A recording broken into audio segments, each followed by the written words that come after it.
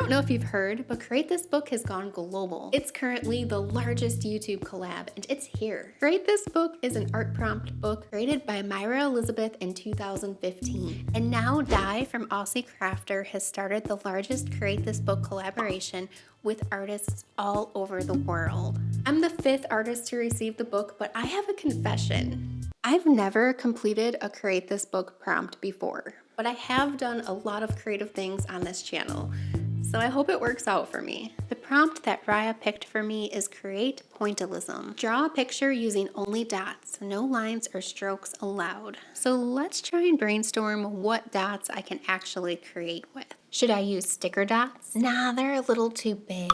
Maybe I could use these candy dots. Well, they aren't really dots, are they? What about acrylic dots? Now we're talking. I decided to create a koi fish pond. I think that the contrast between the color of the fish and their surroundings will be easy to see even if they're made out of dots. Or at least I hope so. I've been testing this Montmartre 24-piece acrylic paint set. It's beautiful, gorgeous. It has all the colors I need for this project at my fingertips.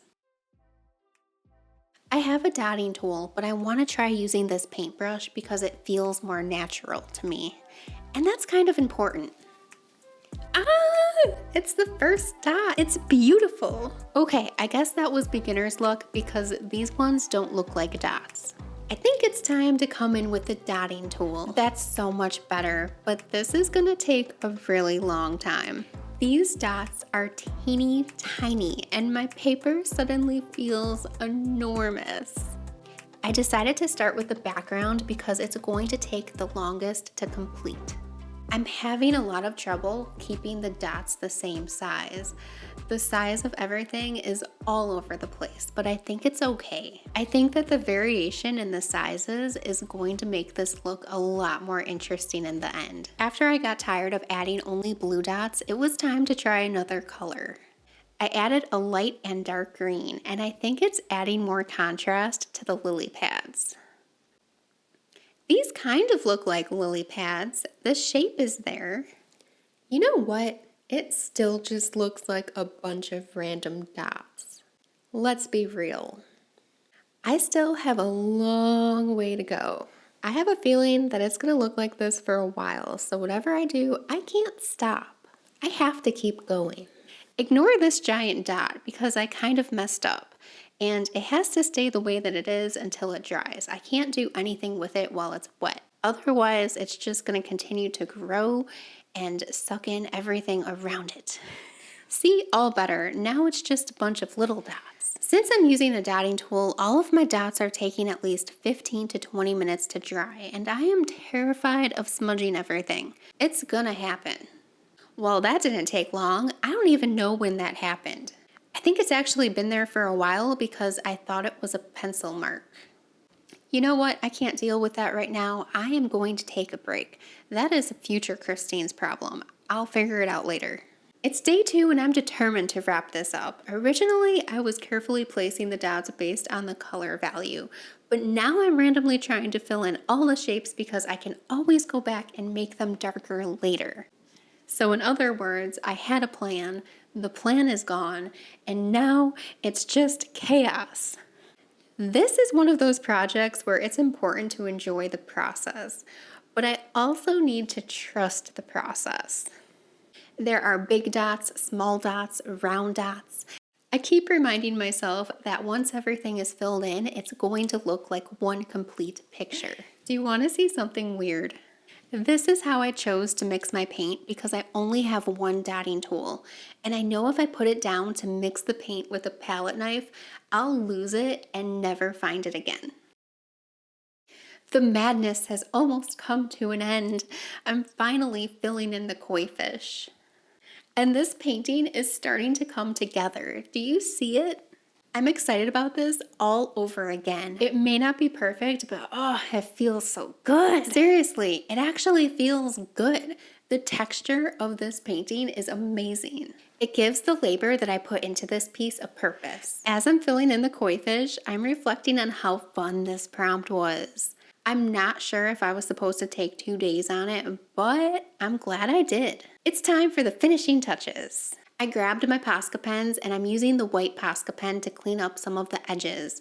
And then I'm using blue, pink, and purple to add extra detail. I'm glad that Raya chose this prompt for me because this is something that I would have never chosen myself. Oh, and remember that smudge I made? I just covered it with some random dots around the edges. You would never know it was there. I accidentally forgot to leave room for the prompt, so I'm gluing it on top of the corner. It works best. I was a little bit nervous about cutting this in half, but it seemed to work out just fine. Now for my favorite part, choosing my own prompt. If this is your first time here, you may not know that I went through a phase of painting with objects. I've made quite a few videos about painting with objects like a paper plate and a fork, but I've also painted with bubbles, which is why when I saw the prompt create with a straw, I knew it was perfect. So I grabbed some straws, plastic cups, and soap and started creating my bubble concoction. This part always makes me feel like a mad scientist because I am just creating this crazy concoction that is somehow going to make art. The soap to paint ratio I like to use is about 1 part soap and 4 parts paint. However, all paint is different and can be unpredictable, which is why I decided to test it out before moving forward. I know that my mixture is perfect when it looks like this. Look at all those splatters. This is so messy. So I think this looks perfect. I'm gonna put it to the side and grab my final sheet of paper. I'm covering it up with a paper towel, a sketchbook, and another paper towel to keep it safe from splatter. I was trying to use this spoon to help me transfer the bubbles to the paper, but it just wasn't working out. Oh my gosh, this is so messy. I'm making such a mess.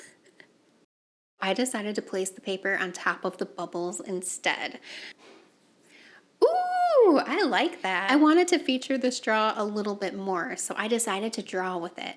But once I got bored, I decided to add more bubbles.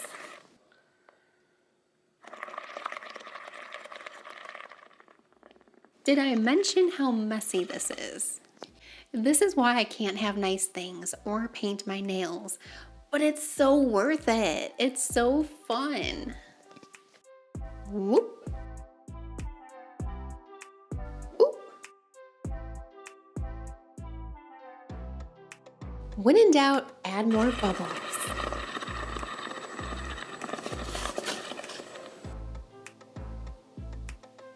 I ended up covering the areas where there was too much paint splatter with titanium white. I wanted to do more though. I wanted to turn this into something. So I decided to turn it into a lion that is emerging from the background with a mane made of bubbles. As a result, I made this poopy paint concoction to draw in the mane with my straw. And then I immediately removed it with some paper towel and tried again. After I got in as much detail as I could with the straw, I grabbed my paintbrush to fill in the lion's face. I'm a little bit worried about using a paintbrush because my prompt is to create with a straw. But you know what? Create This Book is about being creative and using your imagination. The prompt is to get your creativity flowing and see where it takes you, and that's exactly what I did. I'm going to use the very tip of my straw to add specks of white to add more detail and texture to the bubble background. I love adding random details like this. It's fun making marks with a straw because it doesn't have to be perfect, and imperfections are what makes this special. Oops, I almost forgot to fill in the eye. Even bubble lions have to see. That's better. It's time to add the finishing touches with a micron pen and a white acrylic paint pen. I want to say a big thank you to Di for starting this project and inviting me to join. I met a lot of amazing and talented artists through this collaboration, and I am so grateful to be a part of it. I had so much fun with these art prompts that I'm going to make Create This Book a regular part of the content on my channel. But the next artist in line to get this Create This Book is Creative Paula. She makes a ton of Create This Book content and arts and craft videos, so make sure you check out her channel and subscribe. You don't want to miss the next video in this series. Here you go, Paula. Got it!